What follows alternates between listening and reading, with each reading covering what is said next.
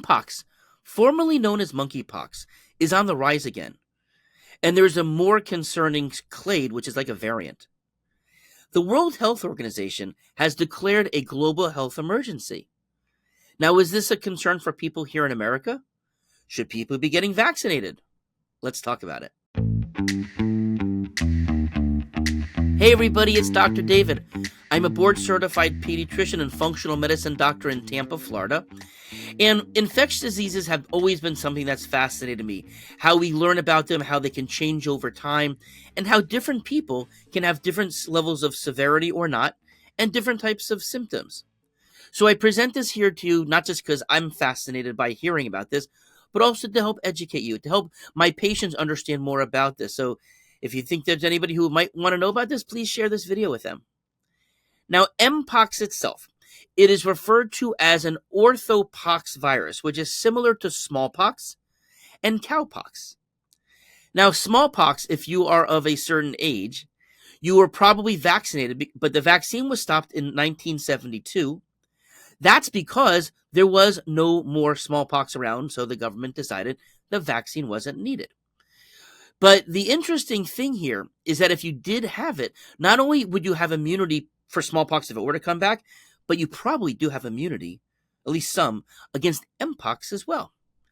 Now, to be clear, though, this is different than chickenpox. Why? Because Mpox is what's called an RNA virus, whereas chickenpox is a DNA virus, so it's a very different category of viruses. Now, Mpox itself, it started in Africa. That's mainly where it's been found. In 1970 was the first case. And it was seen in the Democratic Republic of Congo. Now, there have been cases that have been seen elsewhere. And of course, we did see cases in the United States earlier this year. I mentioned before something called clades, which are kind of like variants in that, and there are two different types. So there's what's referred to as clade 2.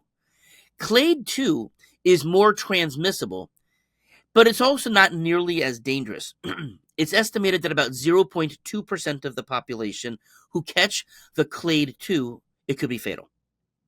Now, clade 1, although it may not be as transmissible, it is considered more fatal.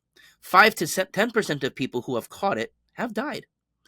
Now, it is important to point out that these are people living in underserved countries, and such as in Africa, where they will not have as good access to healthcare, most likely, compared to us here, compared to in Europe.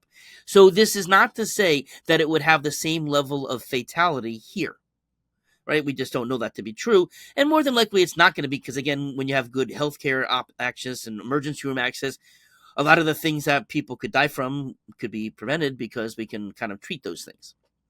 Now, why did they change the name from monkeypox to Mpox? Well, really, it was due to racial implications, especially because it was coming out of Africa, and there have been racial intonations over time because people with dark skin and monkeys and all of that racialness, it's, that was really why they changed it over to it. So Mpox is the way I'm going to refer to it from this point going forward, but just so you know why the name was changed. Now, in terms of how it is spread, it's spread through close, more intimate contact. So this is not aerosolized the way that the flu or the way that COVID would spread. It's much more intimate. So while it's found in bodily fluids, saliva, in spit, in vaginal fluids, in seminal fluids, fluids from the body, as well as fluids from the sores themselves. People who live in very tight spaces with overcrowding, which is more commonly seen in Africa, are more likely to pass it within the household because they're much more on top of each other. Also, they may be spreading it amongst themselves because they are taking care of each other. Like the person in the household may be taking care of the sick person because they don't have access to other kind of medical care. So they may be right there getting exposed. Now, in the United States, what we had seen earlier this year, it was the clade 2, and it was spreading mainly in the male gay population. However, this is not a gay disease. It's spread because of a tight-knit community, that it was kind of more let's face it, a more tight-knit community shares all kinds of germs. But like HIV, which was originally and falsely assigned as a gay disease, And then, of course, when we heard that Magic Johnson, which was the first non-gay person well known through the world who caught it, and then, of course, many women. Again, it's not just for gay, heterosexuals, homosexuals. It can be passed along. It's really just a matter of how close are you to it. Now, in addition to those types of fluids, again, because of the fact that the pox can open up, the fluid themselves are contagious, similar to chickenpox, similar to a person who has shingles. If someone touches that fluid, it is still contagious, even though a shingles person wouldn't really pass it along through the respiratory tract. Now, in terms of the contagiousness itself, from the start of symptoms until the rash is fully healed, a person was contagious. You can be contagious for 1 to 4 days before any of the other symptoms start. However, if a person was asymptomatic, never developed other symptoms, even if they had the virus, they were not considered contagious. Now, in terms of the symptoms itself, Mpox starts off like the flu. Fever, malaise, achiness, headache, stomachache, vomiting, diarrhea, respiratory symptoms. Then 1 to 4 days later, that's when the rash starts. And the rash, it goes in phases. It first starts off with something which is called a macular rash, which are dots that are flat. You don't feel it if you close your eyes and you rub your hand over it. Then it evolves into what's called a papular phase, which you would feel. It's the same areas, but now instead of being flat, you feel that it's raised. Then it turns into what's called vesicles, and that's what chickenpox is. They're like fluid-filled sacs, but it's not pus. It's more clear fluid. But then Mpox does move into what's called the pustular phase, which it does have pus within those spots before it pops open. And then once it pops open, it scabs over like chickenpox does. But the difference is, unlike chickenpox, the skin can peel where the areas are. But when the skin is finally closed up, is healed over, that's when a person is no longer considered contagious. Now, in terms of this World Health Organization alert, and again, part of this new alert, this new emergency, is because in early 2024, as I said, it was the clade 2, the less dangerous form, but now it's the clade 1 that is being spread. And again, it did spread in Congo, and it went on to other places in Africa like Rwanda, Uganda, Kenya, but now there have been cases outside. There's been a case in Sweden and Europe, so it hasn't just stayed to the African continent. Of course, we don't know how this is going to spread. This is very new. This emergency warning is new, but of course, we do know that it can cross boundaries, cross borders. Now, in terms of the vaccine itself, it's actually kind of interesting because it's pretty much the same vaccine that was used for smallpox.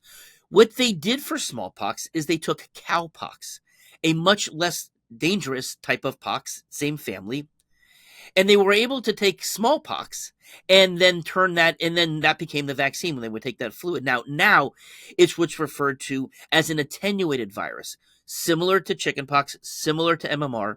The virus itself is modified so that it can't really spread that much, etc.